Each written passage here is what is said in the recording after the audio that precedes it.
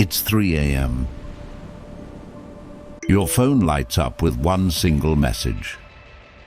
The tone is cold, short, distant, the kind of message that makes your stomach drop instantly. Without even thinking, your thumbs are already moving across the screen. You type faster, you explain more. You send 3 messages in a row, trying to close the gap, trying to fix the distance, trying to bring them back. You know deep down you shouldn't be doing this. You've told yourself 100 times before that you won't chase anymore. But here you are again, doing the exact same thing. You've done this with friends who started pulling away. You've done this with opportunities that suddenly went quiet. This is chasing, and the harder you chase, the faster everything runs away from you. There are people who never chase, not because they don't care, because they built something deep inside themselves that makes chasing feel completely pointless. I've studied these men for years in silence. While everyone else is panicking, texting more, performing harder, these men simply stand still. And strangely, the world starts moving toward them instead. This is the psychology of people who never chase. Let me paint a real picture for you. It's 3 a.m. again. The same cold message comes through. Most men feel that familiar emptiness hit them like a wave. The fear of losing the connection kicks in, so they immediately start filling the void. They over-explain. They apologize for things they didn't even do. They offer to meet up. They send voice notes trying to sound calm while their heart is racing. These men feel the exact same emptiness, but they don't move. They put the phone down, turn over, and go back to sleep. 2 days later, the same person who pulled away sends another message. This time warmer, this time chasing them. The difference isn't that they don't feel anything. The difference is they no longer let the feeling control their actions. This is the first structure, radical self-sufficiency. Their sense of worth is not rented out to how someone responds to them at 3 a.m. or any other time. Second structure, anchored desire. They want the woman, they want the respect, they want the opportunity, they want the status. But their wanting never turns into desperation. They hold the desire firmly, but they are not owned by it. When someone starts pulling away, most men feel the desire turn into anxiety, and they start pushing harder to get it back. These men feel the same desire, but they stay anchored. They don't let the desire push them into frantic action. Real example from a man I know personally. He was seeing a woman who suddenly became distant after a few great dates. Old version of him would have double texted, offered to take her somewhere expensive, tried to win her back. New version read her short reply, smiled to himself, and didn't reply for 4 days. On the 5th day, she texted him first. Longer message, warmer tone, clearly trying to re-engage. He didn't win because he played games. He won because he refused to chase. Third structure, weaponized spiritual detachment. This one is deeper. They understand a law that most men never learn in their lifetime. Real power flows to the one who refuses to chase. Every time you chase, you are spiritually begging. Every extra message, every just checking in, every attempt to fix the distance is you telling the universe and the other person, I am incomplete without you. These men don't beg, not with their actions, not with their energy, not with their attention. They have detached in a way that is almost spiritual. They still want things. They still desire connection, but they have removed the desperation from the desire. This detachment is not coldness, it is power. Another real scenario most men know too well.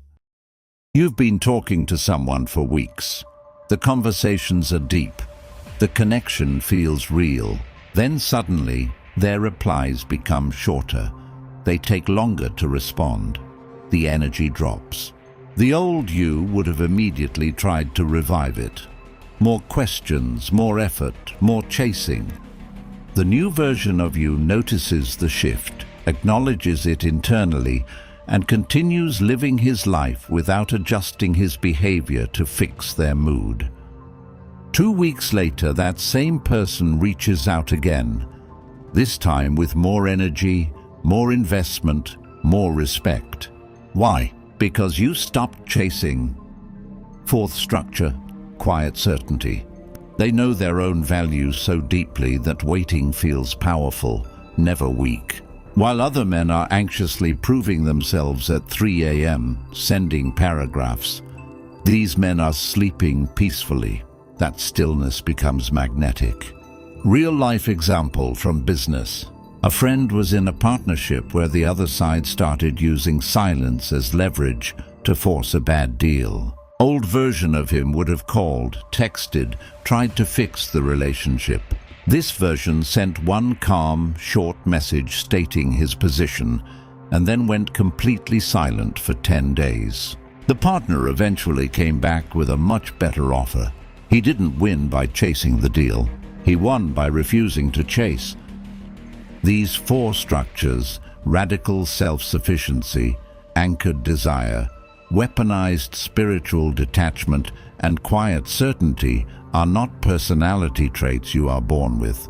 They are built, piece by piece, over time, through repeated real-life moments where you choose to stand still instead of chasing. Once they are locked into your system, chasing becomes physically uncomfortable for you because it no longer makes sense to who you have become. Now, I want you to be brutally honest with yourself for a moment. Think about the last time someone pulled away from you. A woman, a friend, a business opportunity, a social circle. What did you do? Did you text more? Did you try to explain yourself? Did you offer more value to try and win them back? Be honest. That moment right there is where most men lose their power. The moment you feel the pull to chase is the exact moment you have the opportunity to build one of these 4 structures. This pattern repeats in every area of life: relationships, business, social status, even your own self-worth. The moment you stop chasing, something strange happens. Power starts flowing toward you instead of away from you. The people who used to pull away suddenly start moving closer. The opportunities that went quiet suddenly reopen. This is not magic. This is the natural law of detachment at work. You just saw the blueprint. You saw how the most powerful men actually operate behind the scenes. They don't chase because they don't need to. They have built the internal architecture that makes chasing unnecessary. Now the only real question left is this: how long are you going to keep chasing? How many more 3 a.m. texts are you going to answer with desperation? How many more times are you going to perform and explain yourself trying to win back someone's attention? Look at your own life right now. Be brutally honest. Is there any area where you are still chasing? A woman who gives you mixed signals? A friend who only reaches out when they need something? A business deal that keeps going quiet? Every time you feel that familiar pull to chase, remember this episode.